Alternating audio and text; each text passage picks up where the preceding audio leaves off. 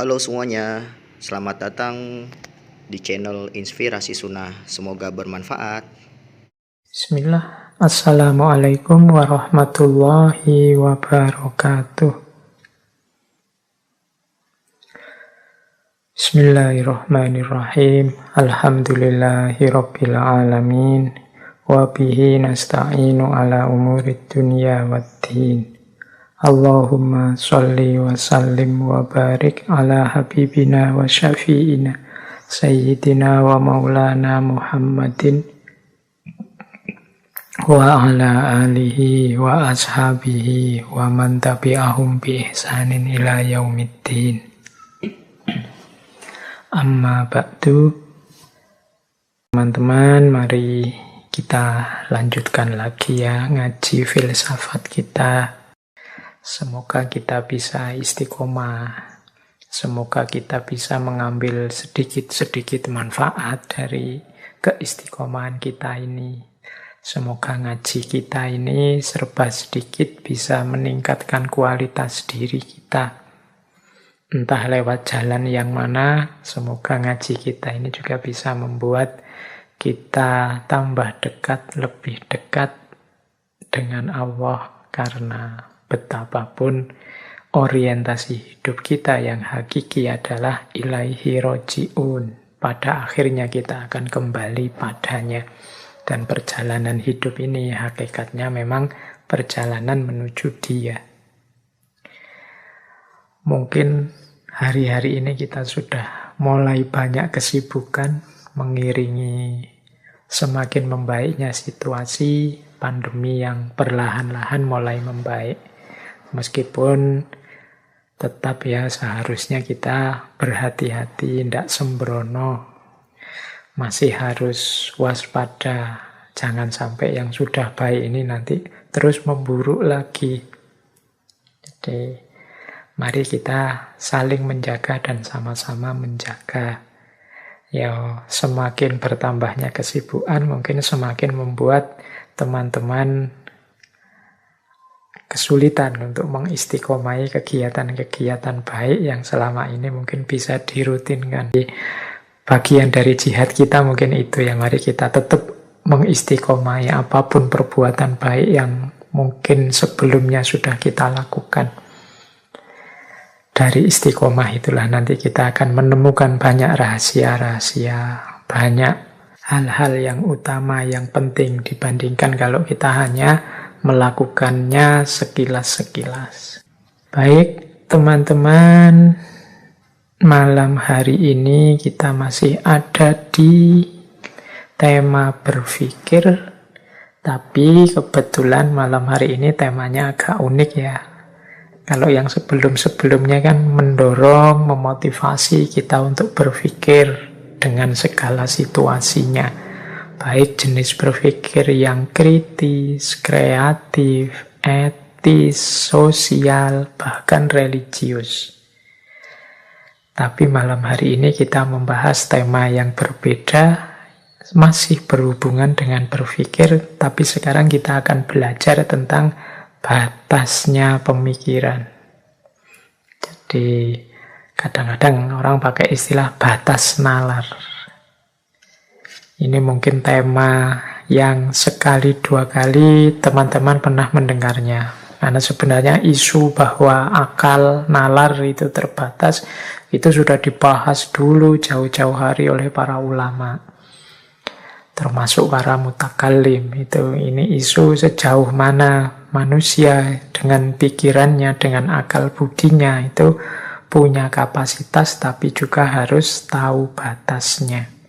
Baik ya, kita mulai saja pembahasan kita tentang batas nalar ini.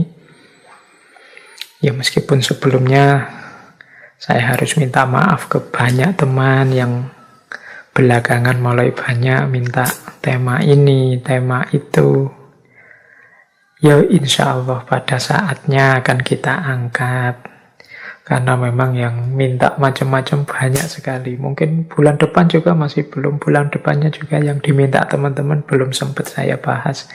Mohon dimaklumi. Kita pelan-pelan saja ya. Senyampe-nyampenya belajar bareng. Ya tentu saja alasan pertama adalah kan saya harus siap dulu sebelum menyampaikannya. Yang masih belum terlalu siap, masih harus saya ngupgrade pengetahuan dulu, ngupgrade wawasan-wawasan dulu. Ya nanti kalau memang sudah siap akan kita angkat. Jadi tentu saja saya tidak ngerti segala hal, tahu segala hal. Tidak selalu yang teman-teman minta itu pas saya ngerti, pas saya bisa langsung menjelaskannya. Mungkin ada beberapa yang saya taunya hanya sedikit, jadi harus diupdate lagi, diluaskan lagi. Dan di situ sebenarnya saya senengnya menemani teman-teman belajar di ngaji filsafat ini. Ternyata yang mendapatkan keuntungan paling besar itu ya saya sendiri. Yang pertama-tama, karena saya harus nambah-nambah bacaan, nambah-nambah wawasan, nambah-nambah pengetahuan. Meskipun saya minta juga teman-teman tidak berhenti juga, tidak hanya mengandalkan ngaji filsafat ini. Kalau hanya mengandalkan ngaji kita ini yang durasinya tidak terlalu panjang, ya hanya sesedikit itu yang diperoleh oleh teman-teman. Maka tambahlah dengan segala hal yang mungkin bisa nambah wawasan kita. Karena seperti katanya Sokrates, semakin nambah wawasanmu, kemungkinan semakin meningkat kualitas dirimu. Jadi itu untuk yang minta-minta tema. Jadi ya ditunggu saja. Termasuk juga saya harus minta maaf ini pada teman-teman yang banyak minta saya untuk mengisi kajian di tempatnya masing-masing. Tidak semua juga bisa saya penuhi. Yo, kalau bulan-bulan seperti ini kan bulan kuliah sudah mulai aktif. Jadi saya sudah mulai banyak jadwal ngajar. Sehingga waktu untuk ngisi-ngisi kajian yang insidental itu menjadi berkurang. Jadi kadang-kadang teman-teman mintanya bulan ini atau bulan depan masih belum bisa karena jadwalnya terlanjur isi. Sehingga saya menjanjikan bisa 2-3 bulan yang akan datang. Itu bukan karena saya terlalu sibuk apa kelarisan apa enggak, karena saya kan juga ada amanah-amanah yang memang sejak awal wajib harus saya penuhi. Karena saya harus di kampus, kemudian ada beberapa lembaga yang saya harus juga berkiprah di situ. Jadi ini untuk teman-teman, pokoknya dimaklumi saja, kita nikmati saja kebersamaan kita semampunya. Sesedikit apapun mari kita ambil manfaat dari kajian-kajian kita dimanapun. Baik, bismillah, yuk kita mulai.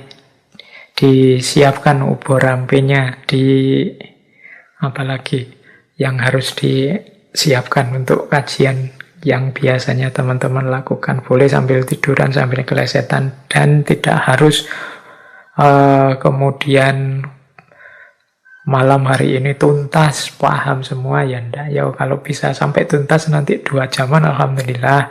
Kalau ada keperluan lain ditinggal, ya enggak apa-apa. Kan masih ada nanti diulang di rekamannya. Baik, bismillah, kita awali kajian malam hari ini.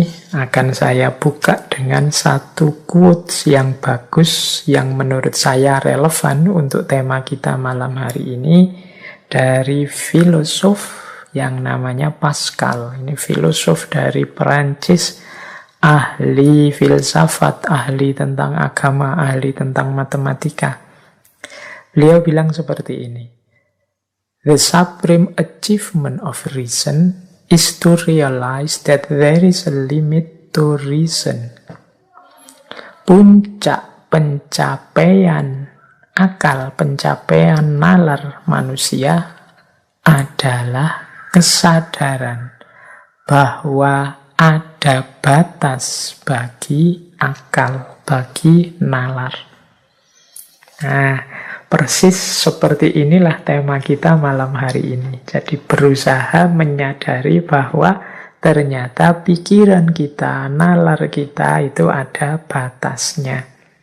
Jadi menurut Pascal, sesuai quotes ini, justru pencapaian tertinggi berpikirnya manusia itu adalah kesadaran, ternyata akalku ini terbatas. Banyak hal yang tidak bisa aku jangkau. Sering sekali pikiranku itu buntu. Nah, jadi ini mungkin bisa dikiaskan kalau kita mikir, kok sampai buntu? Tidak bisa lagi mikir, itu mungkin batasnya. Jadi supreme achievement itu justru kesadaran, ternyata mentok sudah. Hanya sampai di sini pikiranku. Jadi ini mungkin makna mudahnya kalau pakai versi kita, menurut Pascal ini akhir dari penjelajahan rasional, penjelajahan kita pakai akal itu kalau sudah buntu, kalau sudah mentok. Itulah supreme achievement. Jadi memunculkan kesadaran bahwa ternyata akalku itu ada batasnya. Akalku itu terbatas. Tidak tahu segalanya. Ada banyak hal yang dia tidak bisa menjangkau. Ya tentu saja quotes ini harus kita pahami tidak sebagai pandangan bahwa akal itu tidak penting, atau kebalikannya, pandangan bahwa akal itu segalanya. Tidak begitu. Jadi pakailah akal itu, tapi sadarilah bahwa dia juga ada batas-batasnya. Yang batas itu mungkin perlu diuraikan lebih jauh. Kadang-kadang orang itu menganggap ketika dia tidak mampu lagi, itulah batas. Jadi batas itu ketidakmampuan subjektif, tapi ada banyak teori lain yang punya teori yang berbeda-beda tentang apa saja yang membatasi akal kita. Baik, semoga malam hari ini ada sedikit kejelasan tentang seperti apa sih batasnya nalar, batas kemampuan akal kita itu. Baik, ini saya awali dulu dari peristilahan-peristilahan. Kita ini kan sering pakai istilah itu agak acak, agak ngaco. Kapan kita pakai istilah otak, kapan kita pakai istilah akal, kapan kita pakai istilah nalar. Kalau otak itu bahasa Inggrisnya brain, kalau akal itu bahasa Inggrisnya mind, kalau nalar itu bahasa Inggrisnya reason, atau mungkin nanti pasnya reasoning. Kalau brain atau otak itu alatnya atau perangkat fisiknya. Ini yang kalau mungkin di ronsen atau di foto pakai apa gitu kelihatan. Kalau kepala kita dibelah nanti bisa dilihat. Nah itu perangkat fisiknya, itu namanya brain, otak. Jadi di situ mungkin ada jutaan saraf yang di situ kalau dia sedang bekerja itu mekanismenya sangat canggih. Teman-teman yang ahli neurosains mungkin bisa menjelaskan bagaimana kinerja otak ini. Dan penting juga karena dia juga kunci dalam aktivitas berpikir kita. Jadi kekacauan, ketidakberesan, kalau ada penyakitnya, ada konsletnya, ada cacatnya, dan lain sebagainya otak, yaitu nanti akan berpengaruh pada kemampuan seseorang berpikir. Jadi ada sangat banyak kan model-model sakit karena rusaknya otak sehingga orang sudah tidak mampu berpikir lagi, bahkan yang sampai tidak sadar tentang kemanusiaannya. Jadi ini juga ada pengaruhnya. Nah, kalau akal ini lebih pada kapasitasnya. Jadi, akal itu bahasa Inggrisnya mind. Jadi, kapasitas seseorang untuk secara sadar berpikir, memahami, menggunakan logika, menemukan kebenaran. Nah, ini namanya mind atau akal. Ini kapasitas yang berarti kan potensi kemampuan yang ada di dalamnya. Yang main ini kita itu selain punya software otak, punya hardware namanya otak, punya software namanya akal. Ini kalau dianalogikan dengan komputer ya. Nah, Kalau nalar atau reasoning, ini ketika dia digunakan, ketika kita memakai akal untuk memahami, menjalani hidup kita sehari-hari. Jadi reasoning ini kemampuan kita mempertimbangkan sesuatu, menilai sesuatu, memilih sesuatu. Jadi ketika kayak kalau ilustrasinya pakai komputer tadi, ya hardware-nya otak, software-nya akal. Nah, nalar ini ketika kita software ini kita operasikan. Jadi kita jalankan. Jadi itu bedanya. Jadi kalau kita memang yang kita rujuk adalah perangkatnya, perangkat fisiknya, itu istilahnya lebih ke brain atau otak. Tapi kalau pada kapasitas kemampuan yang dia miliki, mungkin pasnya kita pakai akal. Sementara proses penggunaannya, kemudian bagaimana cara dia memakai dengan mempertimbangkan, menilai, milih, dan lain sebagainya, itu mungkin pasnya kita pakai nalar. Jadi yang ini nanti ada banyak variabel sudah terlibat kalau dalam proses berpikir yang namanya nalar tadi. Tapi otak menentukan, akal atau mainnya juga menentukan. Ya kalau akal atau main itu kan kadang-kadang ada orang yang kapasitas berpikirnya dalam tanda petik ya rendah, ada yang canggih sekali, cepat sekali, ada mungkin softwarenya sudah versi berapa. Sehingga ketika dipakai untuk menalar jadi luar biasa. Meskipun mungkin brainnya itu kalau dilihat dari luar ya sama-sama sehatnya. Jadi ini peristilahan untuk mengklarifikasi saja. Mungkin teman-teman biar paham bedanya brain, mind, dan reason.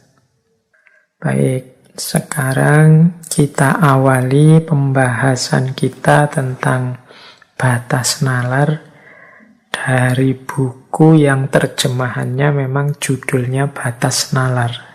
Yang judul aslinya Within Reason. Yang nulis Donald B. Carney. Jadi dalam buku Within Reason itu dijelaskan bahwa memang nalar kita, cara berpikir kita itu tidak segalanya. Meskipun tetap bukan berarti dia tidak penting. Jadi di buku itu dijelaskan begini. Terhadap akal dan nalar kita harus punya kesadaran ganda. Yang pertama adalah kesadaran tentang pentingnya akal, pentingnya nalar, dan yang kedua adalah kesadaran bahwa nalar itu punya batasnya sendiri. Jadi ini namanya kesadaran ganda. Berarti yang pertama, kita jangan jadi orang yang anti akal, anti berpikir, anti nalar. Justru di antara hakikat kemanusiaan kita itu kan adanya di akal dan kemampuan berpikir. Maka kelompok-kelompok kalau ada loh ya, yang anti dengan nalar, anti dengan akal, ini dalam buku itu disebut ya kelompok yang keliru dalam memahami peran dan fungsinya nalar. Bahkan orang yang tidak mau pakai nalar pun sebenarnya mungkin dia punya argumen-argumen rasional tertentu terhadap pendiriannya. Jadi yang pertama itu, meskipun begitu, kita harus sadar batas kemampuan kita dalam berpikir dan sejauh mana akal atau nalar kita itu bisa berperan. Mari kita lihat ya, mungkin uraian satu kalimat dari buku itu yang saya potong ini mungkin menarik. Kata Donald B. Carney, nalar itu adalah produk biologis, sekedar sarana yang menurut kodratnya terbatas. Nalar meningkatkan mutu cara kita melakukan sesuatu. Tetapi nalar tidak mengubah aspek bagaimana kita melakukannya. Nalar telah melahirkan pengetahuan yang membuat kita keliling dunia kurang dari 2 hari. Namun maksud dan alasan perjalanan keliling dunia itu mungkin sama dengan leluhur kita dulu. Mungkin karena perang, karena berniaga, penaklukan, penyebaran agama, dan lain-lain. Jadi, di bagian ini dia menjelaskan bahwa nalar itu hakikatnya hanya alat, hanya sarana yang punya keterbatasannya sendiri. Dia canggih luar biasa dalam hal bagaimana kita mengelola hidup, menyikapi hidup, namun pada aspek bagaimana kita mengorientasikan hidup, tujuan hidup, maksudnya, dan lain sebagainya, ini akal biasanya posisinya kalah oleh unsur-unsur jiwa yang lain. Mungkin hasrat kita, mungkin naluri kita, mungkin selera kita, dan lain sebagainya. Jadi, nalar itu menyumbang dalam hal bagaimana. Nah, mudahnya begitu. Tetapi dia tidak bisa masuk ke ranah yang lebih penting, yaitu ranah mengapa. Nalar itu bikin pesawat, caranya bagaimana bisa dia. Bagaimana cara menghancurkan, bikin senjata nuklir, cara mengolah nuklir seperti apa dia bisa. Tapi kemudian pesawat ini dipakai untuk apa? Nuklir itu digunakan untuk apa? Itu biasanya yang lebih berperan bukan nalar, tapi mungkin naluri, mungkin nurani, dan lain sebagainya. Mungkin kepentingan-kepentingan egois, dan lain sebagainya. Jadi, nalar adalah alat yang sangat canggih untuk menerjemahkan keinginan, keputusan, kemauan kita. Tapi isi dari keinginan, keputusan, kemauan kita itu banyak didorong oleh naluri kita untuk mempertahankan diri, kebutuhan-kebutuhan emosi, atau sikap-sikap budaya tertentu. Jadi di buku itu kita diminta untuk sadar posisi utamanya seperti itu. Jadi kedudukan nalar itu dia lebih pada alat atau sarana. Tergantung kita memakainya untuk apa. Nah, untuk apanya ini biasanya yang lebih kuasa itu bagian jiwa kita yang lain. Nah, ini mungkin menarik ya kalau kita sambungkan dengan pandangannya Imam Ghazali. Kalau teman-teman membaca Kimia Usa'ada, kan juga penjelasannya seperti itu. Jadi menurut Imam Ghazali, akal itu dia bukan raja dalam diri kita. Dia hanya panglima. Rajanya itu kolbu. Jadi yang nyetir, mengorientasikan, mengarahkan, mewarnai hidup kita itu kolbu ini. Yang kolbu itu punya pasukan yang sangat luar biasa, namanya akal. Selain ada pasukan-pasukan yang lain, nanti teman-teman silahkan diulang waktu kita membahas tentang kebahagiaan menurut Imam Ghazali. Jadi akal ini panglimanya. Panglima itu kan pasukan yang paling kuat. Dia yang mengarahkan semua pasukan yang lain. Jadi akal adalah panglima. Panglima itu berarti dia hanya bawahan saja, suruhan saja. Jadi kalau kolbunya jernih, kolbunya positif, ya dia akan jadi pasukan yang sangat kuat untuk membela kejernihan dan kepositifan ini. Sementara kalau kolbunya suram, kolbunya gelap, ya dia akan jadi pasukan kegelapan, pasukan kesuraman. Nah, itulah posisinya akal. Jadi dia terbatasi oleh orientasi, emosi, ambisi manusianya. Dia adalah senjata yang sangat hebat. Tapi yang namanya senjata itu kan tergantung yang memegang siapa. Maka teman-teman jangan heran, kadang-kadang peristiwa-peristiwa sejarah, tragedi-tragedi kemanusiaan itu, kadang-kadang di situ ada orang-orang pinternya yang terlibat. Seperti kalau di buku Batas Nalar tadi di awal dijelaskan bagaimana misalnya peristiwa Nazi dengan Holocaustnya, pembantaian besar-besarannya. Itu di situ juga ternyata banyak filosof-filosof Jerman yang mungkin teman-teman kagum dengan pikiran-pikirannya, ternyata juga dia orientasi hidupnya mendukung gerakan Nazi tersebut. Itu kan kita loh, harusnya kalau pakai akal sehat kan tidak suka kekerasan, tidak memilih tidak memilih sesuatu yang merusak kemanusiaan dan lain sebagainya. Kalau pakai akal sehat, tapi akal sehat itu dia hanya pasukan. Tergantung manusianya yang mengarahkan. Jadi kadang-kadang kalau dia orang jahat, ya maka akal ini dipakai untuk memuluskan kejahatannya. Mungkin dia bikin trik-trik, strategi-strategi biar tidak ketahuan jadi kejahatan yang sempurna, atau dia melakukan rekayasa-rekayasa sehingga yang semula buruk dia carikan argumen biar jadi benar. Nah, jadi maka ternyata kuncinya diri itu tidak pada akal. Meskipun dia sangat penting. Orang tidak boleh tidak pakai akal ya. Kalau itu kayak seperti analoginya Imam Ghazali tadi, berarti orang yang tidak pakai akal itu ya kayak kerajaan ada rajanya, tapi dia tidak punya panglima perang. Dia tidak tangguh, tidak kuat, mudah kalah. Demikian juga orang yang anti nalar, anti akal, tidak mau menggunakan akalnya untuk hidup. Yo akhirnya kita kalah, wong ndak punya panglima.